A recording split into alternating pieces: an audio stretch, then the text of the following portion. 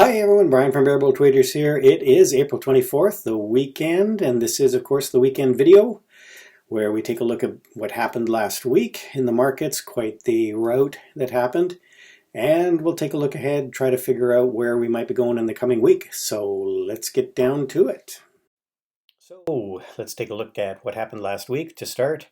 We had some pretty broad-based selling on Thursday and Friday. If you were watching the markets at all, we had two pretty significant down days, and actually Thursday started out the day quite with some green, a green open, but from there it was all downhill.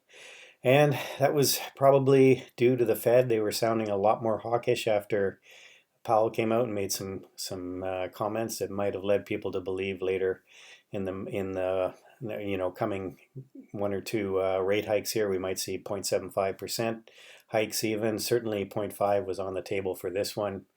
I'm not really sure. I guess I thought it was already baked in, but apparently sort of confirmation of that really kind of kicked people into the selling mode. And of course, we saw the result of that. And of course, interest rates continuing to rise here. We're pushing up to 3% on the 10-year, which I've mentioned looks like that's where we're going to. We might even overshoot that. On the week, of course, the Dow, the Qs, the S&P, IWM all down pretty significantly. Qs and IWM taking the biggest hit, probably the Dow hanging in the best. Areas of strength and weakness, we did see some strength primarily based on some buying at the beginning of the week there. Real estate and staples, still the strongest sectors managed to squeak out green on the week, but the ones that some of the sectors that really have been strong, like energy and materials and communications, really the weakest sectors. Communication has I believe, stuff like Netflix in it, which really, of course, took a beating on their earnings report. So dragging that index down, or that sector down. You see the 10-year Treasury note, we keep going up here. We haven't inverted on the 10 and the 2. So after we did have a brief inversion, but you can see here 10-year still pushing up to 2. And the US dollar continues to show strength as interest rates go up and make the dollar more attractive. All right, and as always, before we get going into some of the charts, deep diving, I'd like to throw up a quick ad for my book on Amazon, How to Swing Trade, Rules, Routines, Strategies of the Swing Trader that I use to make my swing trades. So that's the ad part of the video. Let's take a look at some of the indexes now. Start out with, as always, like to start out with the Treasuries because they're the tail that wags the dog here, so to speak. And you can see here on the 2 years, it's just continues to grind higher and higher and higher. So interest rates continue to move up here. And of course, this is what's putting pressure on some of the indexes, especially the Qs, as the interest rates go higher. And I've mentioned here several times in my videos that I think the 10 years going to 3%. And just backing up here a second, just to comment on the RSI, you can see here, people, it's never good just to use one indicator. You can see how, people would think that, because we're over 80 and even over 90 on the RSI, it's definitely going to pull back. But you can see here, RSI can really stay, the momentum can just continue to the upside for an extended period of time. So never good just to rely on one indicator as a trading tool. The transports, you can see here we started the week out pretty good. We had a bit of a reversal on Monday, and then Tuesday, Wednesday was looking pretty good on the indexes. We were just about to push up through all these moving average here, and we gapped up. Started the day Thursday looking pretty good, and then just fell off a cliff here on Thursday. So, and that's going to be pretty much the story of the entire tape here. You can see transports on a week well off the high of the week here. Again, sort of same comments. We just Tuesday, Wednesday, great days. Thursday was looking like a really nice, going to be another nice day with the Dow. And we were right at an area of prior resistance here. And of course, sort of dovish or hawkish comments by the Fed.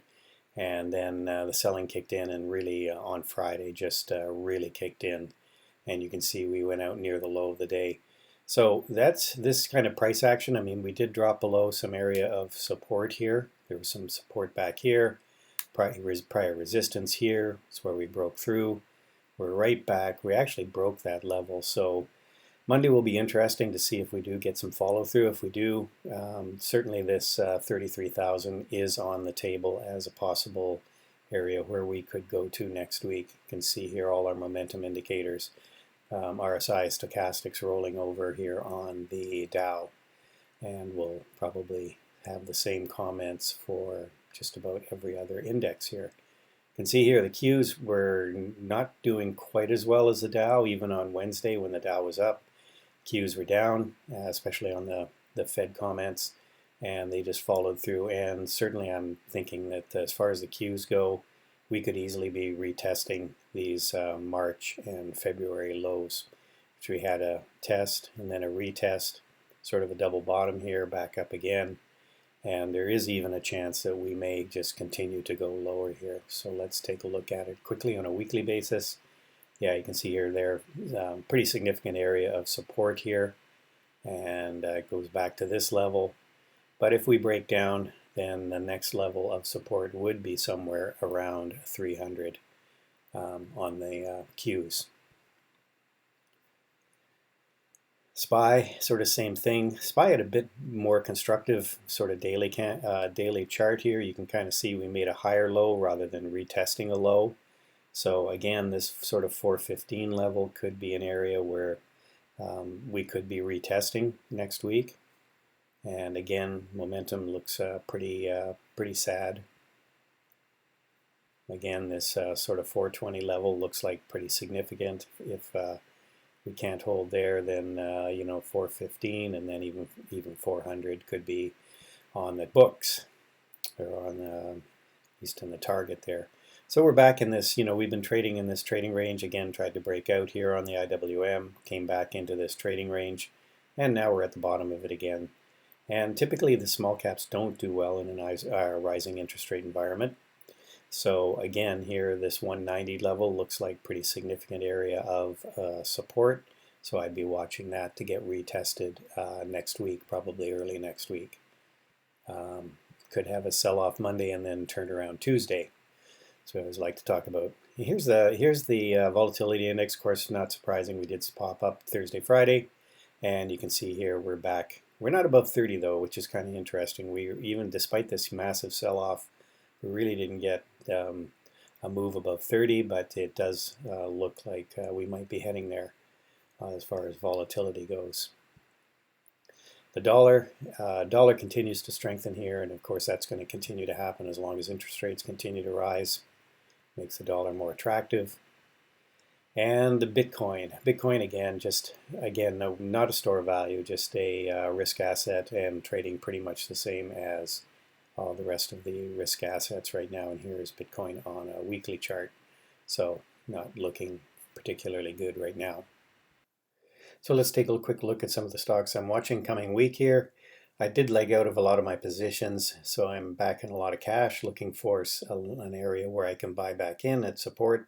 So let's start out with gold. Gold, as I mentioned, it did actually break above the 2,000, and that would have been great if it could have held there. But of course, it just tested 2,000 and just over 2,000, wasn't able to hold there, and actually pretty much put in a reversing candle. So that was an indication to me that we weren't going to push through that sort of psychological level of 2,000, and again there wasn't a lot of volume on that push either, so that was good indication that no follow through there. So I'll be watching this one back around 19, see just over 1900. AMLP had a really nice move up, and then Thursday, Friday everything just started to kick in again, so I've sold out of that one for now. Again, it's come back to an area of prior support, and it's going to really depend on what the dollar or the oil USO does, because we have had a bit of a pullback in USO. So watching this one in the context of where oil's going, but I still think it's going to be under some pressure to keep going higher. 38 is a level I'd watch on AMLP for a re-entry. Again, BTU had a really nice run on this one, legged out of it and got out of the rest here. And we had the big everything selling day Thursday and Friday. BTU did not escape that, but maybe pulling back into a range here again, where it might be starting to get attractive. So somewhere around 23. Again, the energy theme going forward is going to be big. Calmine Foods was a stock I was in. Again, sold this. We've put in some topping tails here, so I'm out of that one for now. And it'll have to pull back pretty significantly here, maybe 52 for me to think about getting involved. Same comment with CCJ, uranium. Again, we kind of broke a nice uptrend here on these 2 down days, pulling back into an area where you might find support, so I'll watch to re-enter on that one. Silver, sort of same comment as gold, just really just terrible trading and back into around this 200-day moving average. SQQQ, I really still think there's more selling here in the market, so I'm be watching this Monday, but I think we could easily push up and retest these highs at 52. Might be an area we watch for a reversal, but you can see here pretty big volume on SQQQ. So a lot of institutional buying possibly there to hedge against maybe some positions or just get involved in the short side. That's shorting the QQQ is the SQQQ. TQQQ is the beta version of the long. So if we get back up to that, let's get back here. If we get back up to this 52 level, might be a good time to sell the SQQQ if you're in it, and play the reversal, which is the TQQQ, which would be the long Qs. And that's the beta, so it's moves much more than underlying asset. And Tesla, I think Tesla's going to maybe continue to be under pressure. We had pretty big pop on Thursday and a big sell-off. Didn't really sell off as much as the rest of the market did on Friday, kind of hung in there. So maybe Tesla's stuck around 1,000 here right now. Certainly, when you see a stock that doesn't perform as badly as the market, that's kind of a bit of a tell. You can see the volume, although it was down, wasn't significant. But again, this 1100 looks like resistance, and I would say sort of 950 looks like pretty significant support for Tesla. So continues to perform fairly well. USO, we are just narrowing into sort of a pennant here, trying to decide which direction things are going to go, and we're making a series of lower highs on one end, and we're making a series of sort of higher lows on this end. So again, volume was really pretty light on Friday on the oil fund, so I'd be watching this for a break one way or another. XLE, of course, nothing was spared. Thursday, Friday, selling, selling, selling. Maybe coming back into an area where it might be interesting.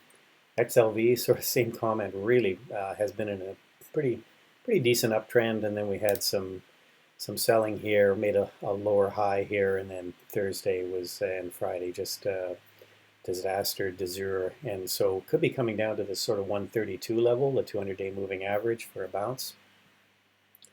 And that's about it. So I think let's take look at a few other ones while we're going through some indexes. You can see Amazon really lost a significant level of support here on Thursday, and continuation move down Friday. So maybe again some more downside here to the 2800 level on Amazon. So lots of potential for more downside on a lot of these stocks. Let's take a look at another one that's reporting next week. Facebook. We are into an area where there was some prior support right at this double bottom here, but again we've kind of lost that level. Let's take a look at it on a weekly. It is reporting this week, Wednesday, and again, wow, they're really losing this 200 level with conviction. So could be more downside with Facebook here, but again, careful with this one. They are going into earnings. Disney is another one that's under pressure. Of course, it's being targeted maybe by the Florida government there on their special status, and you can see here this has really negatively impacted Disney, as well as maybe some of the comments that were made by Netflix regarding the streaming service. And you can see here we're into an area where there was a lot of volume buying and selling, so there might be some support here around 110, but Disney not looking very good here, and some pretty big volume selling on Friday as the institutions got involved there. So that's it, everybody. Okay, so we'll wrap it up by looking ahead at what we got coming in the coming week here. The Dow, you can see here all these levels on the various indexes are getting down to some pretty critical areas of support. This should be 33,800, which where we are now. Missed a zero there, and you can see here support not very far off if you consider the move we had on Friday. Could easily get that on Monday. The Qs, again, we're not very far off a pretty significant level of support. Same with SPY. Same with the IWM. All the indexes I mentioned in the previous section are looking very weak and probably going to go back and test these levels of support. So watch for that. Thursday, as far as economic events go, we do have some inflation data coming out that the Fed likes to watch, but that's later in the week. And of course, this is going to be a huge week for earnings. You can see some of them here. Coke and Whirlpool on Monday, UPS, GE, Triple M on Tuesday, and then after the market close, we get into some real biggies, Microsoft, Google, GM, and Visa. And then Wednesday, of course, BA, Spotify for the market open, Facebook, Ford, and PayPal, QCOM, PINS after the market close. So certainly a huge week for earnings and could have some significant impact on where we go with the markets. So that's it, everyone. Hope you had like I said, hope you had a good weekend, and whatever's left of it, enjoy. We'll hopefully see you live on YouTube at 8 in the morning, where we start with the pre-market show. And of course, all our members will be joining us probably at 9:30 for the market open. So take care, everyone. Have a great rest of the weekend, and hopefully see you tomorrow morning. Bye for now.